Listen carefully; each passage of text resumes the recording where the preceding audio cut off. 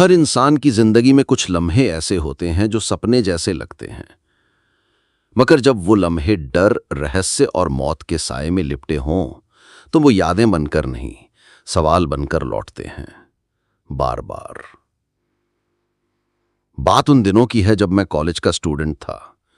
अपने कॉलेज की ओर से हम सभी कैंप के लिए एक जंगल में गए थे। हल्की ठंड थी, अतः रात में हम सबने पूरी रात कैंप फायर के साथ डांस करने, गाने आदि का प्रोग्राम तय किया। मुझे और सभी साथियों को कैंप फायर के लिए लकड़ियां इकट्ठी करने का भार सौंपा गया था। मैं निकला तो सबके साथ ही, लेकिन जंगल के प्राकृतिक सौंदर्य में भटकता हुआ अकेले बहुत दूर कहीं निकल गया। अचानक आसमान बादलों से भर गया और गरज के साथ बारिश होने लगी। बादलों के लगातार गरजने से मैं पेड़ के नीचे खड़ा रहना मुनासिब न समझ आसपास किसी घर की तलाश में एक दिशा में भागने लगा। मुझे कुछ ही दूरी पर एक लाल ईंटों से बनी शानदार बिल्डिंग नजर आई। बिल्डिंग रोशनी से पूरी नहाई हुई थी और उसमें ढेर सारे लोग हैं, ऐसा दूर से ही लग रहा था। मैं तेजी से भागते हुए उस बिल्डिंग में जा घुसा और सामने से आती हुई एक खूबसूरत नर्स से टकराते टकराते बचा। नर्स ने मुझे घूर कर देखते हुए कहा, बहुत अधिक भीग गए हो, सर्दी लग जाएगी। उधर बाईं ओर एक स्टोर रूम है, वहां जाकर जो भी मिले उससे कहना सिस्टर जूलिया ने दूसरे सूखे और साफ कपड़े मुझे देने को कहा है, वह तुम्हें कपड़े दे देगा। मैं हक्का बक्का मुंह फाड़े सिस्टर जूलिया को देखता रहा। मुझे एकदम से यह समझ नहीं आया कि मैं क्या करूं। मेरी स्थिति देखकर सिस्टर जूलिया खिलखिलाकर हंस पड़ी और बोली, पहले तो तुम अपना मुंह बंद करो, वरना मुंह में मच्छर घुस जाएंगे, और अब जाकर वैसा ही करो जैसा मैंने कहा है। मैं हल्के से हाँ में सर हिला सिस्टर की बताई दिशा में जाने को मुड़ गया। अभी कुछ एक 10 कदम ही चला होऊंगा कि मेरे कंधे पर किसी ने हाथ रखा। मैं चौंक कर पीछे मुड़ा और अपने सामने आर्मी की वर्दी में एक युवक को खड़ा मुस्कुराता पाया। मेरे चेहरे पर आश्चर्य का बादल अपना घर बना चुका था, जिसे देखते ही उस युवक को हंसी आ गई। उसने धीमे किंतु दृढ़ स्वर में कहा, मैं कैप्टन विनोद हूं और यह हमारे देश की आर्मी का हॉस्पिटल है। कैप्टन विनोद की बातों ने मुझे आश्वस्त किया। मैं अब धीरे धीरे सामान्य हो गया और मैंने कैप्टन विनोद को सिस्टर जूलिया की कही बातें बताईं। सुनकर कैप्टन विनोद के चेहरे पर रहस्यमयी मुस्कान फैल गई और वे बोले, तो सिस्टर जूलिया से भी मिल चुके? जी, क्या मतलब है आपका? कुछ नहीं, चलो मैं तुम्हें सूखे कपड़े देता हूं, चेंज कर लो, नहीं तो सच में सर्दी लग जाएगी। और मैं कैप्टन विनोद के पीछे पीछे एक बड़े से कमरे में पहुंच गया। कमरे के चारों ओर हरे रंग के पर्दे लगे हुए थे। एक ओर एक बड़ा सा बेड पड़ा हुआ था और उसके सामने एक सोफा था। बीच में एक टेबल था जिस पर 2 ग्लास, एक बड़ी बोतल ब्रांडी की और 1 या 2 पत्रिकाएं पड़ी हुई थीं। कमरे के एक कोने में एक बड़ी सी अलमारी थी जिसमें से कैप्टन विनोद ने एक आसमानी रंग का कुर्ता पाजामा निकालकर मुझे दिया और कमरे से लगे बाथरूम की ओर इशारा किया। मैं बाथरूम से कपड़े चेंज कर जैसे ही निकलने लगा, मेरी नज़र बाथरूम की एक दीवार पर पड़ी। वह खून के छींटों से भरी हुई थी।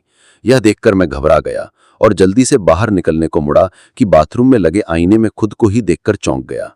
आईने में मेरा पूरा शरीर तो नजर आ रहा था, लेकिन मेरे शरीर पर से मेरा सर गायब था। अब मुझे डर लगने लगा और मैं हड़बड़ाकर बाथरूम से निकल गया। यह देखकर कैप्टन विनोद ने हंसकर पूछा, क्या हुआ? अरे हाँ, तुमने अब तक मुझे अपना नाम ही नहीं बताया। मैं शॉर्टकट में अपना नाम सोमेश बताकर वहां से जाने के लिए तैयार हो गया। कहाँ जाओगे? बाहर बहुत तेज बारिश हो रही है। लेकिन तुम जाना क्यों चाहने लगे अचानक? यह मैं समझ नहीं पा रहा हूं।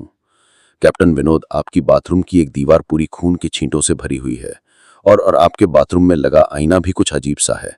उसमें मुझे मेरा पूरा शरीर तो दिखाई दिया, लेकिन मेरा सर ही गायब था। अब मैं बिल्कुल भी नहीं रुकूंगा, यहाँ बारिश में ही भीगता हुआ अपने कैंप तक जाऊंगा। कहते हुए मैं कमरे से बाहर जाने वाले दरवाजे की ओर बढ़ा। रुको! तभी कैप्टन विनोद की कड़कती आवाज गूंजी, तो तुमने सब कुछ देख ही लिया? जी, क्या मतलब है आपका? मतलब चाहे जो हो, तुम तब तक यहां से नहीं जा सकते जब तक मैं तुम्हें कुछ बता ना दूं। क्या क्या क्या बताना चाहते हैं आप? जो आज तक कोई न जान सका। जो आज तक कोई न जान सका वह मैं जानकर क्या करूंगा? प्लीज अब मुझे जाने दें।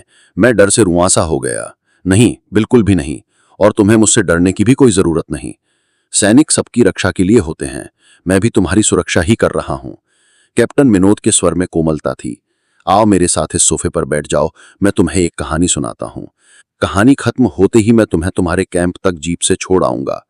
वैसे भी तुम अपने साथियों से काफी आगे निकल आए हो, वहां तक तुम अब चलते हुए शायद न पहुंच पाओ। कैप्टन विनोद के स्वर में जाने कैसी आश्वस्ति थी। मैं जाकर उनके बगल में बैठ गया। कैप्टन विनोद ने कहना शुरू किया, दुश्मनों ने धोखे से हमारे अस्पताल को अपना निशाना बनाया।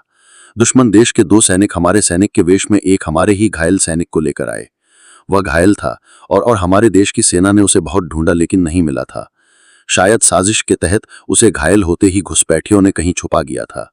अचानक अपने खोए सैनिक को अपने अस्पताल में पाकर सभी खुश हो गए और बिना अधिक पड़ताल किए अस्पताल के गेस्ट रूम में घायल को लेकर आने वाले छद्मवेशीधारियों को ठहरने की इजाजत दे दी गई। अभी उस सैनिक का इलाज चल ही रहा था कि जोरों का ब्लास्ट हुआ और पूरा अस्पताल एक पल में खंडहर में तब्दील हो गया। लेकिन अस्पताल तो अपनी शानदार स्थिति में खड़ा है। मेरी बातों को अनसुनाकर कैप्टन विनोद ने अपनी बात जारी रखी। कोई नहीं बचा उस ब्लास्ट में। दीवार पर पड़े खून के छींटे भी उसी ब्लास्ट में मारे गए हॉस्पिटल के कर्मचारियों के हैं। हाँ, पर यह हॉस्पिटल तो मुझे खंडहर नहीं दिखता। जवाब में कैप्टन विनोद के चेहरे पर रहस्य भरी मुस्कान फैल गई और उनका चेहरा अजीब से भावों से भर गया। मैं उनके चेहरे को देखकर अंदर से दहल गया। फिर भी मैंने हिम्मत करके पूछा, आप उस ब्लास्ट में बच कैसे गए? सुनते ही कैप्टन विनोद ठहाका लगाकर हंस पड़े और मुझ पर एक भरपूर नजर डालते हुए कहा, यह कहानी आज से मात्र 10 वर्ष पहले की है और मैं तो आज से 50 वर्ष पहले ही मर चुका हूं। इसके आगे उन्होंने क्या कहा मुझे कुछ नहीं मालूम। चेहरे पर गीलेपन का एहसास जब काफी हुआ तो मैं जैसे नींद से जागा। मुझे घेरे हुए मेरे सभी सहपाठी और टीचर खड़े थे। मेरे आंख खोलते ही मेरे सर ने कहा, थैंक गॉड तुम्हें होश आ गया। तो क्या मैं बेहोश था? हाँ, तुम जंगल में जाने कहाँ भटक गए थे। जब सभी लौट आए और तुम नहीं आए तो हम सभी मिलकर तुम्हें ढूंढने निकले। काफी दूर जाने के बाद हमने एक जीप आती दिखाई दी जिसमें एक आर्मी मैन तुम्हें पीछे की सीट पर सुलाए हुए हमारे कैंप को ढूंढते हुए आ रहे थे। उन्होंने हम सबको भी अपनी जीप पर बिठाया और कैंप तक छोड़ा। हमने उन्हें काफी रोकने की कोशिश की लेकिन वे ये कहते हुए चले गए, अभी नहीं रुक सकता, एक जरूरी काम है। जब हमने तुम्हारे बेहोश जाने और उन तक तुम्हारे पहुंचने के बारे में पूछा तो बोले सोमेशी बताएगा और जो भी बताएगा वह सब अक्षरशः सच होगा। सबकी उत्सुक निगाहें अपनी ओर लगी देख मैंने धीमे स्वर में पूछा, क्या उनका नाम कैप्टन विनोद था? सर ने हाँ में सर हिलाया। मैंने सबको उधर चलने को कहा जिधर से सबने जीप आती देखी थी। पहले तो सर तैयार नहीं हुए लेकिन मेरे बहुत कहने पर वे राजी हो गए। सुबह होते ही हम उधर की ओर गए। मैं उस जगह पर पहुंचकर गहरे आश्चर्य में डूब गया। वहां एक अध जला खंडहर था जिसके एक टूटे पत्थर पर लिखा था आर्मी हॉस्पिटल।